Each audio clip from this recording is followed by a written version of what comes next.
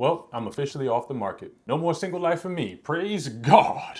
For the first time in 3 years, I'm in a committed relationship. In this episode, I'm going to share exactly how this happened and why I believe that if you really want to meet the person that's meant for you, it's possible. You just got to believe. Let's parlay.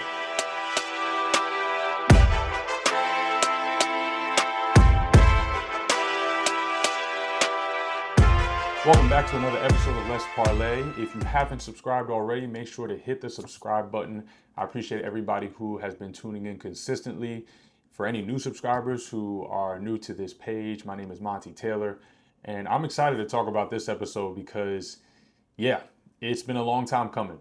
And I've also gone through the ringer when it comes to my dating experiences, in particular after I started to get closer to the Lord. So I'm really excited to share a couple of things with y'all. So the first thing that I want to talk through with y'all is why do I believe that certain beliefs and habits were holding me back from meeting a woman that I would actually get into a committed relationship with. Then I'm also going to share how things came about. I'm going to leave out some details just to protect her and her identity. Most people who are probably in the Houston area have picked up on who she probably is, but just for the larger audience that may follow. And yeah, I'll share that with you, how this came about and how does it feel to not be single anymore. So that is going to be today's episode. Let's dive right in. Okay, so first and foremost, so beginning of 2025 for me is when I decided, man, I want to date differently. I want to be as close as I can to the Lord's standard. And there isn't any specific playbook for how you should date, but there are some very objective boundaries that you should place in order to maintain integrity in the dating process, right? And to protect a woman's heart who you're pursuing, and also to protect your time and energy. So when I had really started looking towards the Lord and praying and wanting to do things differently, I was trying, right? I was trying to go about it in a way that I felt like would produce better results, and I did.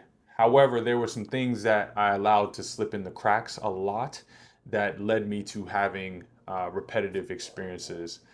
So one of the first beliefs that I thought I needed to be, let me reword that. One of the first things that I had to get out of my mind, that I had to remove as a thought and belief, was the thought that I needed to have a certain amount of money or status in order to meet the woman that I would call my wife, or the woman of God who I would get into a relationship with. And what I realized is that when I talked to so many God-fearing couples, people who had prayed for each other, people who were in happy marriages, family members, friends, all alike, that was never the case, especially for the men.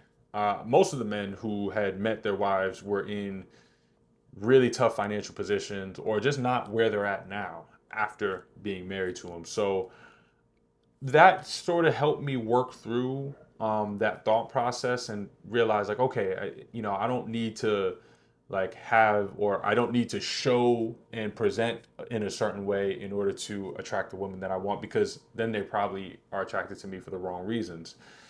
So that was one thing that I had to let go of. The second thing that I want to mention is this concept of evangelized dating. I don't know if you've ever heard of people who do this, but a lot of people, and I've seen this especially with women who meet guys who maybe aren't as committed in their relationship to pursuing the Lord. They hope to bring that man, or some guys hope to bring that woman closer to God by being the example and by being stout in their faith. And I'm not going to rule out that that's a possibility for anybody who goes about it that way. However, what I've realized from my experience is it often comes with a lot of frustration, because you're trying to do something that's only meant for God to do. That person's heart is either hardened or softened by the Lord to receive Jesus as their Lord and Savior. That is not your duty to be the one to bring them and change their heart so that they desire the Lord. And I winded up experiencing a lot of that, where I knew from the jump there were certain women I was talking to, especially early on, who were either agnostic, just a bit further away from God, and didn't really have a committed relationship, weren't really seeking Him. And I was the opposite. I was really seeking Him. And in being excited about that, sometimes as a believer, you feel it's your obligation to evangelize that person and bring them to your understanding and have their heart change. However, that's just not our job. And things get very, very complicated when you are attracted to someone and emotionally invested in them being in your presence, right? Because you'd like for them to be a romantic partner. So it starts to put your motivations in the wrong places, right? If you want someone to come to the Lord, you should want them to come to the Lord for them being saved, for them having the peace and joy that they experience from having that relationship. When you start to go down this route of romanticizing it and doing it for your own purposes, it just becomes a lot more dangerous. And I realized that the hard way. So, all of 2025, I mean, I remember I'd have so many stories to tell my friends in Austin about just strange things that I was experiencing with the women I was dating at the time.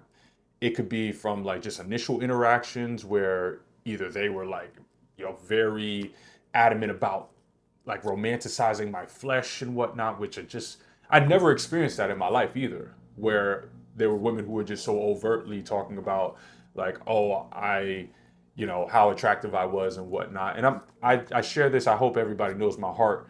But that started to happen when I started to take the Lord seriously. And then when I wasn't as adamant about pursuing something sexually with them, that's all they wanted, right? And I think I mentioned this in previous episodes, but it's like a reverse psychology thing. So anyway, there were a lot of attacks on my pursuit of finding someone who I'd want to pursue as a wife, and obviously commit to in a relationship before committing to marriage, right? So there was a lot of things going on, but those were the two main things. Was one thing that I had to be in a certain place financially, status wise, and then the second thing was removing this idea that I could evangelize while I dated, right? Just got to get rid of it. Those would be my two recommendations for any believer who's dating. So, what did I start to do differently that led me to where I'm at now? The biggest thing that I can tell y'all, if you really have a heart for meeting someone who is committed to their faith, committed to a relationship with the Lord and loves Jesus, all that sort of stuff, I highly recommend, not even I recommend, I feel it's a requirement to pray about it and be very specific in your prayer. So it was about 2 or 3 months ago, a little bit before I moved from Austin to Houston. I had a close friend of mine, brother of mine, I should call him, and we were speaking about dating and just things in general. And he told me the story of how he met his wife in college. And he said, "Yeah, I prayed for her, and literally the next day I met her." And I've heard many stories like this, but I'm so thankful for him because he really was bold enough to put it on my heart and be like, "Hey, you should pray for a wife if you really desire it, and be specific." So from that day forward, I decided to write down in my notes like what exactly I wanted. I wanted to update, because I've had lists of things, qualities that I wanted in my wife, but I updated that and then began to pray every day for a certain set of things. One could be obvious. Well, the most important thing was loving the Lord. That was important to me. She had to be a follower of Jesus and not wavering on that belief. Obviously, appearance, right? The Lord is my shepherd and he know what I want. Okay, so I just let it be that. I was like, Lord, you know what I'm attracted to. Allow her to, carry those general physical characteristics. But anyway, and then I also prayed that she prayed for me, that our prayers were bringing us closer together with time, like a magnet. And also prayed, just over certain personality characteristics, like being a curious conversationalist, being someone who has a heart for service and helping those in need. Um, Prayed that she was a steward over her finances, her health, her spirit. Uh, just prayed for so many different things. And I prayed that if we did have any differences, that those things would bring us closer together. And yeah, I just prayed that every day. And it probably took up about a good 25% of my prayer life. Like when I think about the things I prayed for, obviously family, being thankful, but I prayed for a wife for about 2.5 months, right? And it was so peaceful because when you are bringing God into your prayer life for what you're looking for, it makes it so much easier to say no to the things that don't align with that, and very quickly as well too. So what I found is that even if I was introducing myself or starting conversations with women, if things didn't align with what I was praying for, it became very easy for me to disassociate with whomever that woman was, because I was like, she's not what I pray for, right? And that discipline, I believe God honors, because that's really obedience to your faith in Him and what He can provide. So that's what I did. I did that for about 2.5 months, and yeah, I'll transition to actually how uh, things came about and how we met each other. So I first came across her page after she responded to some comments on one of my IG posts, and she was just commenting. She was responding to other people's comments in my comments, so she wasn't saying anything directly to me. However, I saw her page, and I was like, profile pic looked pretty nice, and then I clicked on the page, and I was like, the rest of her page looks pretty nice, but she wasn't like overly like obsessing over her flesh with her pictures. There wasn't anything that I felt like was too attention grabby, but I could also tell she was attractive, right? So I was like, wow, well, this is nice. But I didn't, I'm just not a DM sort of guy. I wasn't really interested in initiating contact over a digital media. Plus, I knew she lived in Houston, that we'd probably see each other in person one time. So I went to a fitness event here in Houston, and yeah, I saw her there, and we both recognized each other. And from the moment she opened her mouth and started talking, one, obviously seeing her and confirming, like, oh wow, you look just as good, even better in person than you do virtually. And then her presence and her energy and her spirit was just, it's hard to really describe. So positive, very uplifting, just felt like she just multiplied the energy. Like you just wanted to, like, wow, like I'm happy now that I've spoken to you. That's literally how I felt. And yeah, we spoke very briefly at the event, and just connected on things that she was doing, obviously faith, and nothing too deep and intimate. But I think the great part was that she was very excited to connect me with other people. She was very excited to help me out, knowing that I had just moved here to Houston. And I just appreciated that energy. I was like, wow, I would really appreciate being around you again, right? So yeah, we exchanged social media at first because I just wanted to keep things cordial, and I didn't, I'm new to this city and to these people, and I just knew that, like, in the past I've had a history of maybe trying to, like, figure things out very quickly and being, overly emotional about the introduction. And I remember going back to me and my brother's apartment, and I told him, I was like, yo, I met this girl. She was everything that I'd want physically, and just a beautiful smile, just somebody who's so easy to be around. Like, you would love her, blah, blah, blah. And I just kept going on and on. And I remember my brother sitting in the living room and looking at me, and he was just like, take your time, bro. Take your time. You don't want to put too much pressure on figuring out if she's your wife or not. Just take your time. And it was a very wise piece of advice. And I then kind of just took things slow, and wanted to not be so direct about my intentions to, like, immediately find out everything that I wanted to find out about her, and showing her my interests. I kind of took a little bit of a step back just to, think a little bit more reasonably and be a little bit more responsible over this connection that I formed. So we winded up, exchanging text messages. Well, I got her number through IG, and then we winded up exchanging text messages. She then invited me to church. Me and my brother went to her Bible study at her church, and I saw her there, and she had this dress on. It was just she looked great. She looked great, and yeah, and we after church were catching up and getting to know each other, and it felt like we could have spoke for hours the rest of the night. But I was like, you know what, let's set up some time to go on a date. Let's go on a walk, something, coffee, whatever, just so we can have some time one on one to speak. And yeah, after that, she was completely down with going for a walk. And yeah, that walk that we went on in our first date, it just confirmed a lot very quickly. And it was interesting because a lot of those things that were confirmed, I wasn't even searching for it in the conversation. Obviously, there's some questions I asked, and there were some things that I wanted to hear from her perspective. But a lot of what I had prayed for, she confirmed naturally just by speaking, and it wasn't anything that I had to ask about. And even the things that I did ask about, where I had like certain preferences or a certain belief or principle, it was like she took the words from my mouth and said exactly what I believed. And that was when things started getting very, very apparent to me.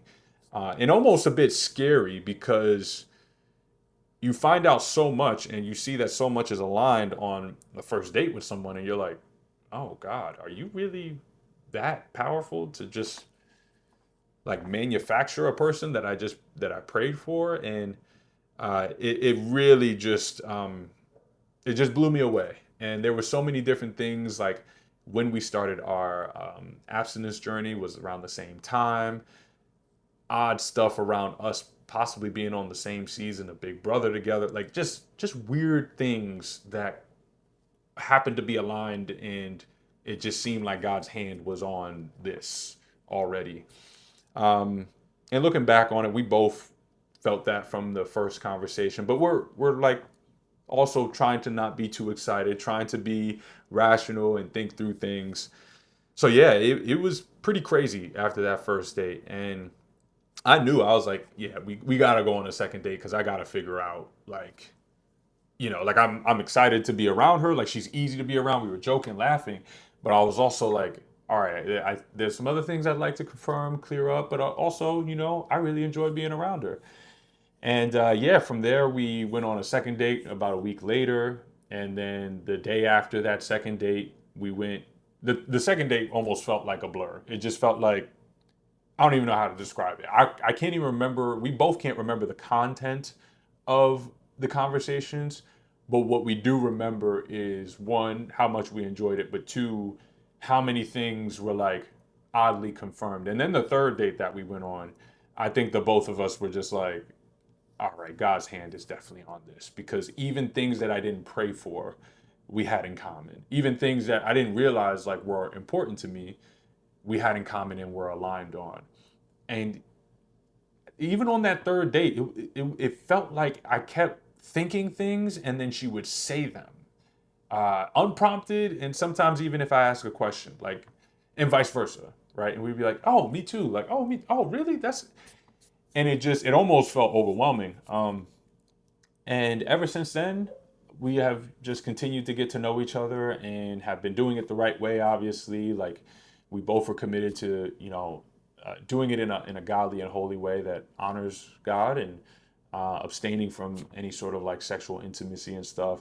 But at the same time, like it just allows you to be a lot more intentional with the questions that you ask and to observe someone without this tie to be like emotionally invested for the wrong reason, right?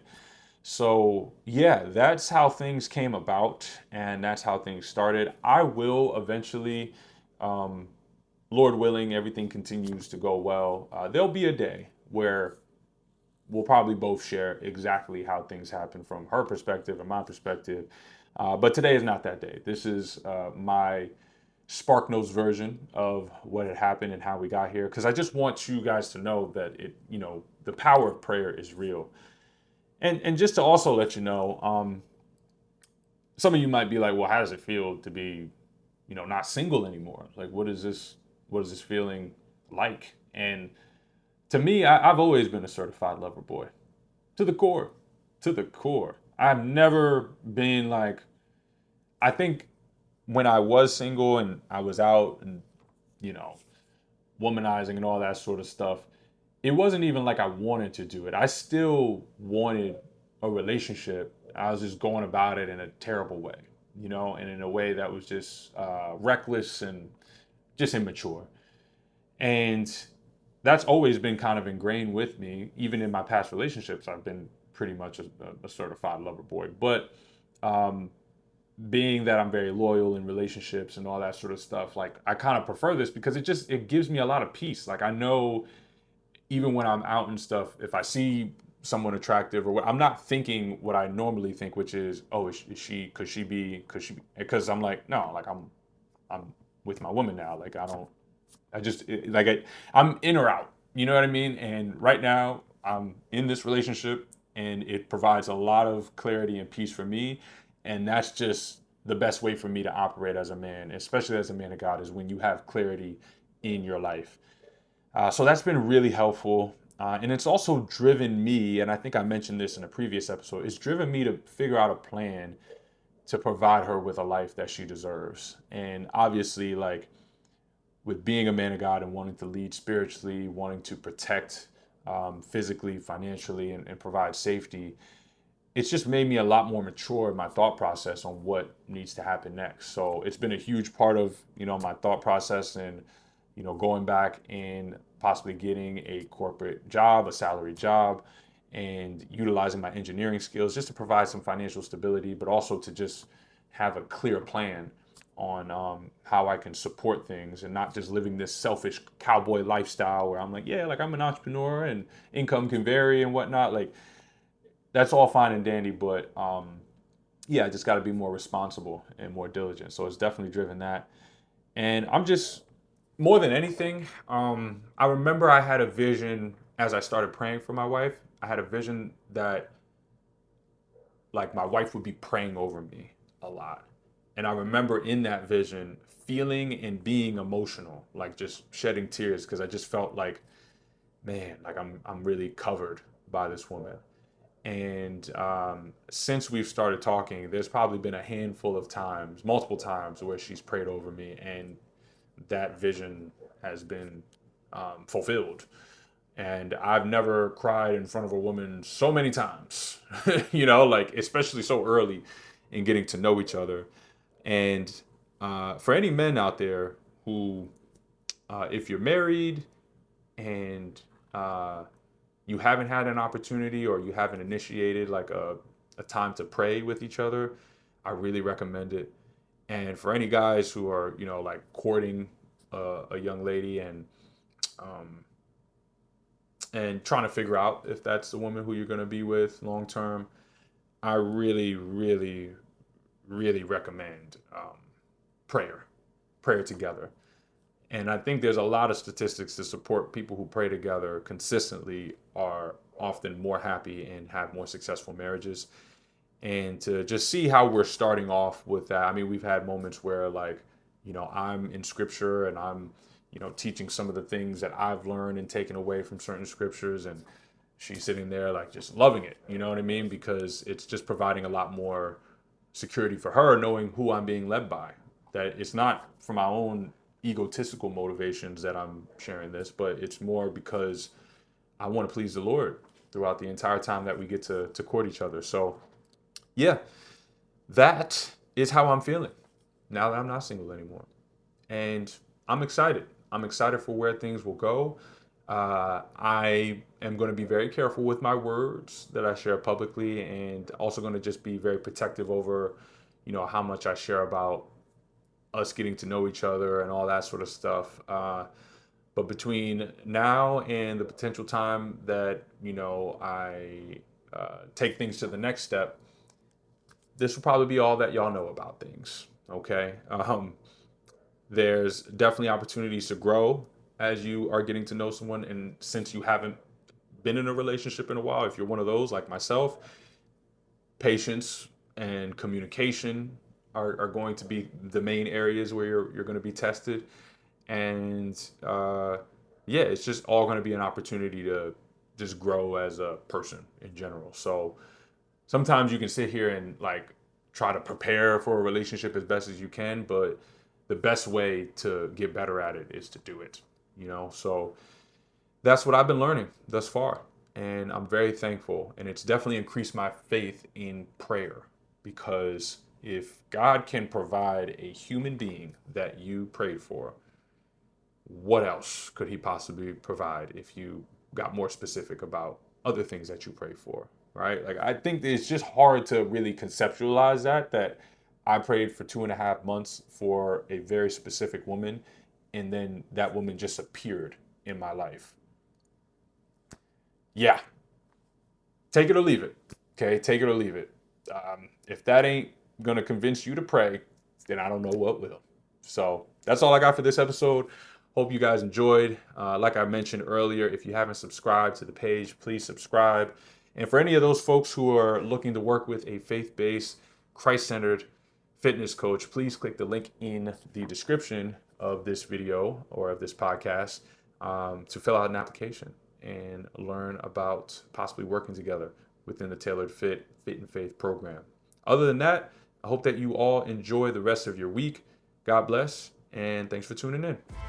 Peace.